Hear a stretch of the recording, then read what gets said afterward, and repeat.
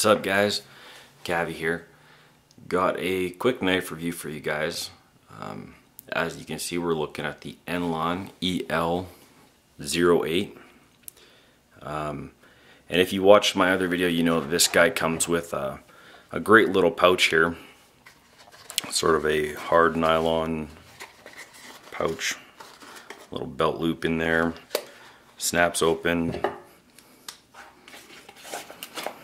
It's a little bit big actually for this knife, but pretty cool. So we're going to talk about the Enlan model El-08. It's kind of a new to me knife, but I've had some opportunities to play with it. Kind of got a feel for the knife in the past week here. So kind of made my verdict on it. It's not really an expensive knife, so it's pretty easy to come to a conclusion when there's not a whole lot of money riding on it. So just talk about it real quick. It's about a 4-inch blade, and I'll compare it to this guy here. It's my first knife review. You can see that's the Hogue EX-01. That's a 4-inch blade there. So it's pretty comparable in blade size. So really quickly, it's got this awesome, you know, what's interesting is this is a very Hogue looking blade. The top part, if you've seen the EX-01 with the Tonto series, you know that this sort of swedge in the top is very similar to the one that Hogue's got going too. So, but nice belly on the knife here with this recurve, very slight recurve. You can see that. Love the blade design. It's really good. This cutaway here is perfect for resting your thumb. I wish it was jimped all the way up because that would really help you get a good grip. So you can see the blade will have the Enlan logo. I believe they're changing their logo to B, like BEE.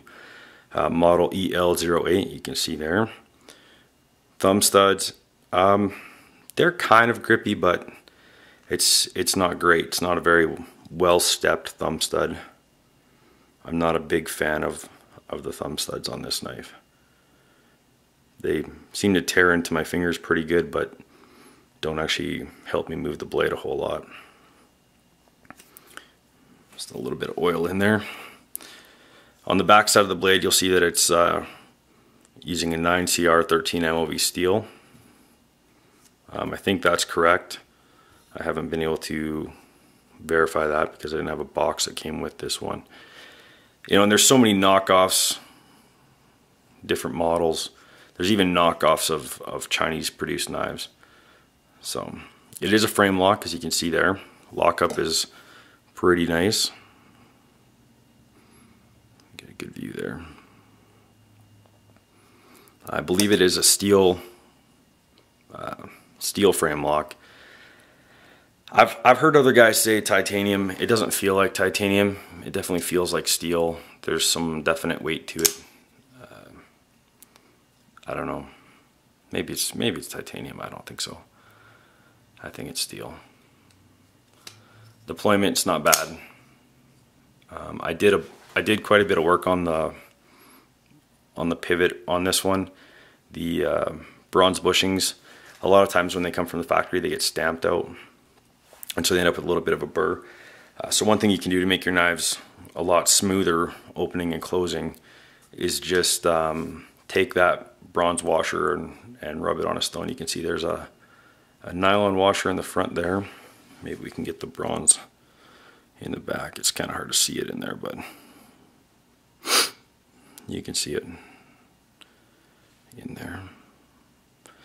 Anyways, you know, so yeah, if you just take that bronze bushing out, grind it down a little bit on your sharpening stone, or if you've got some really high-end grit sandpaper, I like to stick around like maybe, I don't know, 1,000. Something for automotive paint or something like that will work pretty well. And then just take it down a little bit, put it back in, try it. If you can feel the burr, just keep going until you can't, but that's a good way to make your knife open and close a lot smoother than a lot of times how you'll get it. So a great frame lock design here. Has the lock bar stabilizer. One thing I'm not a big fan of is this pocket clip here. It does make it quite difficult to carry. Sharp, not really sharp, but I guess protruding corners here. They scratch up things pretty well. I like when the clip's a little more rounded. As you can see, like how Spyderco or Benchmade does their clips. Another thing I'm not a big fan of is how low the opening on this clip is. It's not very raised, as you can see there with the lock bar stabilizer. There's not a lot of room there. And to compare it to, you know, another knife, you know, here's the Enduro. Look at how much room there is there. You know, so you can really get, when you put this in your pocket, you can get around that lip just on the top of the jean pocket, but on this pocket clip, it's not so great. So that's one of the biggest flaws I find in most knives is the pocket clip. It really makes or breaks a knife for me. So you can also see here we've got the G10 front liner or scale or whatever you want to call it. It's got some great grip texture here, sort of this tire tread looking design, and then some grooves cut out here. It's quite a nice texture on the G10. It's not really like hard cut G10 like on a cold steel, but does a good job. You got 3 Torx bit screws there with the pillars, and then the backstop there, and then this sort of strange proprietary pivot screw, which I'll show you in another video here how to adjust. It's really easy. But handle ergonomics are not bad. When you look at the back end of the handle, it's very Strider-esque, that sort of square butt. And it does fit in the hand pretty good, but I find again that the pocket clip, this wedge in the middle, kind of creates hot spots, as you know, the pad of your hand kind of sits inside of there. As soon as you make a fist around it, you can really feel it getting kind of in there, and just the clip being uncomfortable. But little lanyard hole, you could fit 550 through there if you wanted to, but it's such a big handle, you don't really need that extra little bit there. Deployment's nice. Like I said, I did a little bit of work on that. It was quite sticky with the detent when I first got it. Cut's pretty good as well. We'll show you. Here's a local flyer. I've used this knife a little bit. I haven't retouched it yet, so it is quite sharp, but maybe not as sharp as when I first got it. But I mean, as you can see, it's not bad. Not great on the frayed ends, but you know, nice belly on that blade just helps it to glide through. So yeah, you can get this guy. I don't know any like official sellers. I bought mine on eBay, got it for about $24.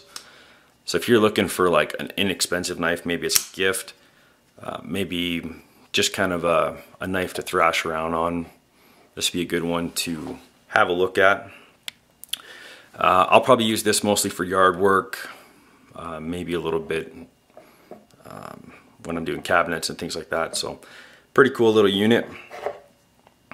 That's it. We'll catch you guys later.